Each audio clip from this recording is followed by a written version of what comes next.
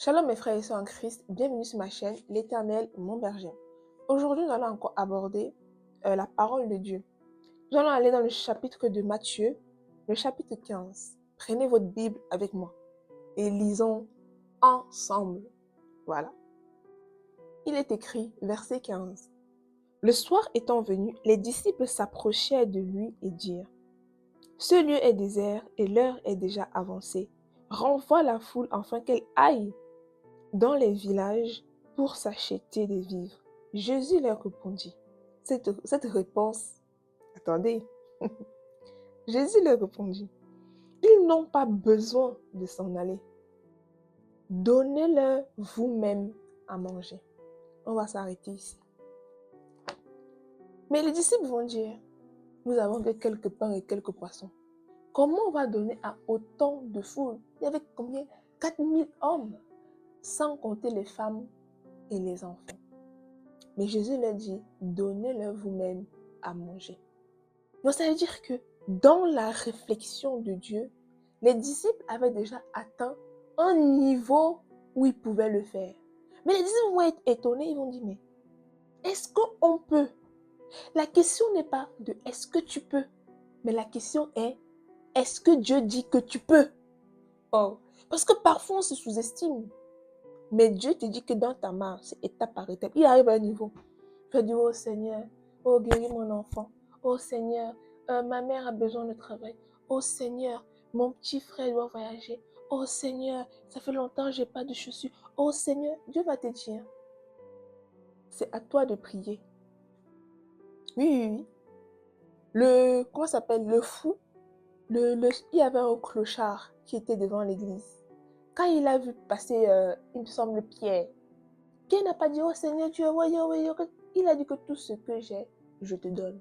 Donc si tu es appelé à être co-héritier du royaume de Dieu, il faut être conscient que ce que Dieu a, c'est déjà en toi. Il faut seulement déclencher. Dès que tu déclenches, ça arrive.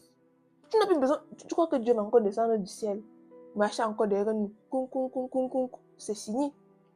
Mais il faut être conscient de la capacité que Dieu t'a donnée. Dieu dit que donnez-leur vous-même à manger. Parce que dans le cours, dans le programme scolaire que Dieu a prévu pour les disciples, à ce niveau, c'est vous-même qui devez multiplier.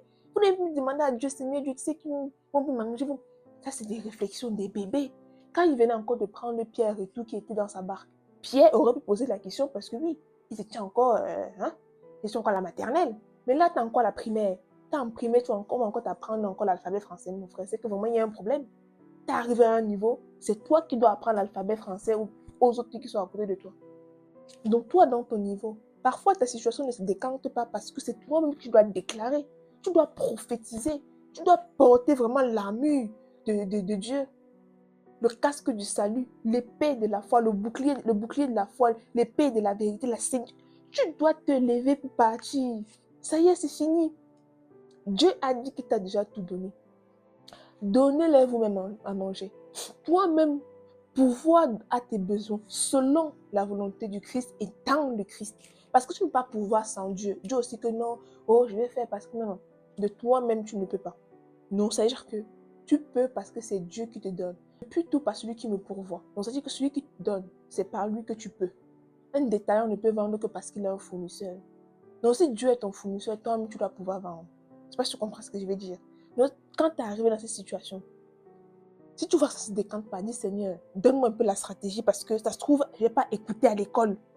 Parce que Dieu parle tantôt d'une manière, tantôt d'une autre. C'est juste que nous, on est... Voilà. Donc, dis Seigneur, je n'ai pas...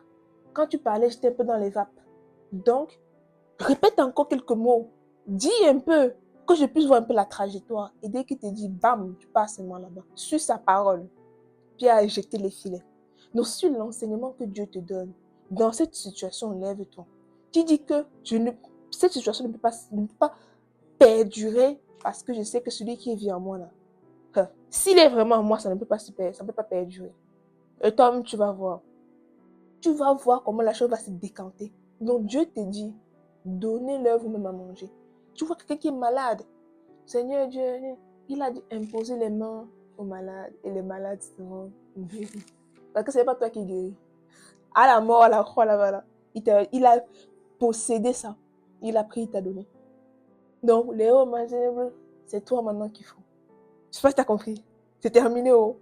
L'époque où ta mère prenait à manger, comme tu vois, avant, ta mère, quand il fallait manger du poisson, ta mère prenait vraiment le poisson, elle enlevait les arrêts, vraiment. Est-ce qu'elle prenait le poisson encore, elle touchait encore pour être sûre que c'était encore, il n'y a plus d'arrêt. Elle te donne ce qu'elle vérifie même, est-ce qu'il mange bien, est-ce que je n'ai pas oublié l'arrêt, elle met l'eau à côté, tu vois, elle est vraiment.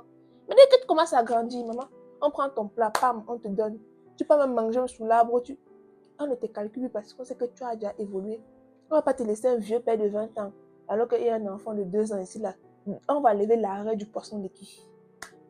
On va lever l'arrêt du poisson de qui? Donc Dieu vous dit, toi-même, il faut agir.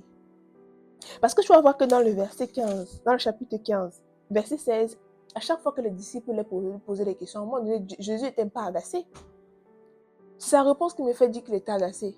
Parce que dans le chapitre 15, le verset 16, il est écrit, et Jésus leur dit, vous aussi, vous êtes encore sans intelligence.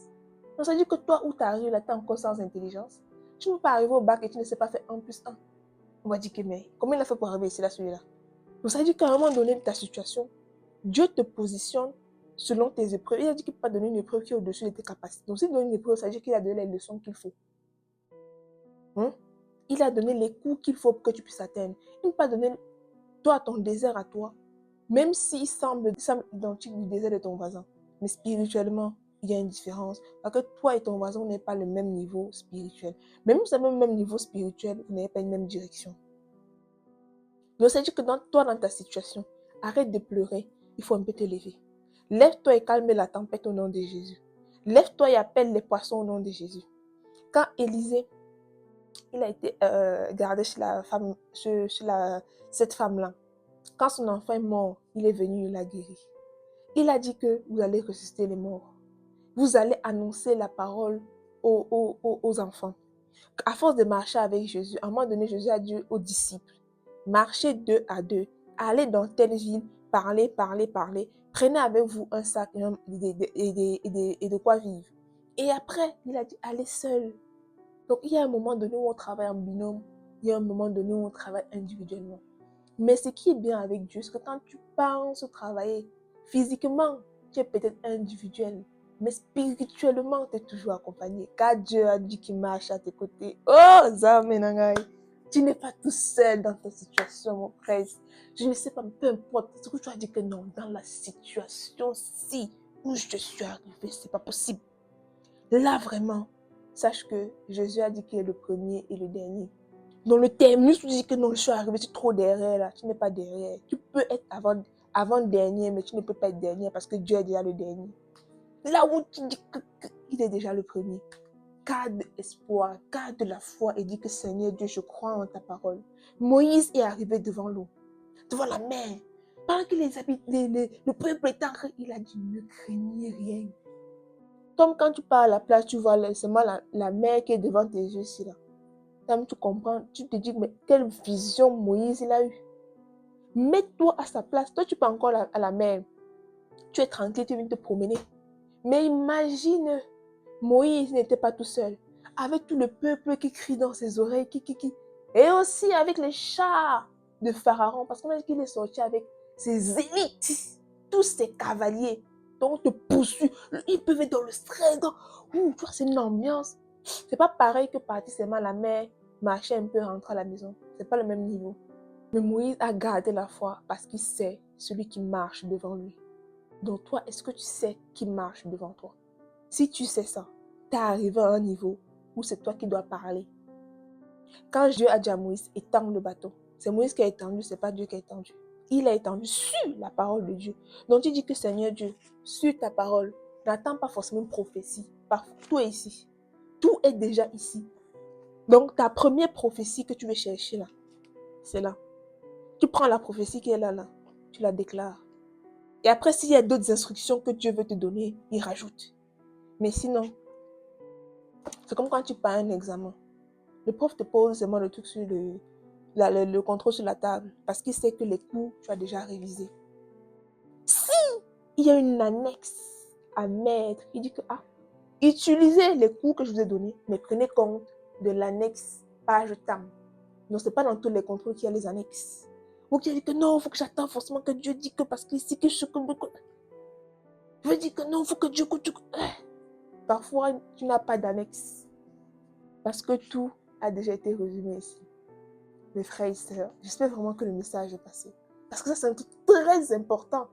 Là, quand on voit ce qui se passe dehors, oh, il y a le développement de ça, il y a le développement de ça. Oui, ça développe, ça permet de vivre, ça permet d'avancer sur certaines choses. Mais ça annonce alors le jugement, ça annonce alors ce qui a été écrit. Donc, ça dit qu'on se rapproche déjà des temps très critiques. On est déjà dans un temps critique, mais on pas encore dans des temps très critiques. Ceux qui ont les oreilles pour entendre, entendent. Donc, il est temps maintenant d'être autonome, sous la parole et accompagné du Saint-Esprit. C'était tout pour moi aujourd'hui. J'espère que vraiment ça a pu vous édifier, vous avez pu comprendre. S'il y a des points que j'ai abordés, vous n'avez pas pu comprendre, dites-moi en commentaire. Et si vous avez des choses à rajouter, n'hésitez pas à le mettre en commentaire. N'hésitez pas à liker la vidéo, n'hésitez pas à la partager, à l'enregistrer, à la republier pour que les autres puissent aussi le voir. Et d'ici là, soyez abondamment bénis mes frères et sœurs en Christ. Possédons toutes choses et allons et soyons accompagnés de l'Éternel Dieu, notre berger. À la prochaine, portez-vous bien.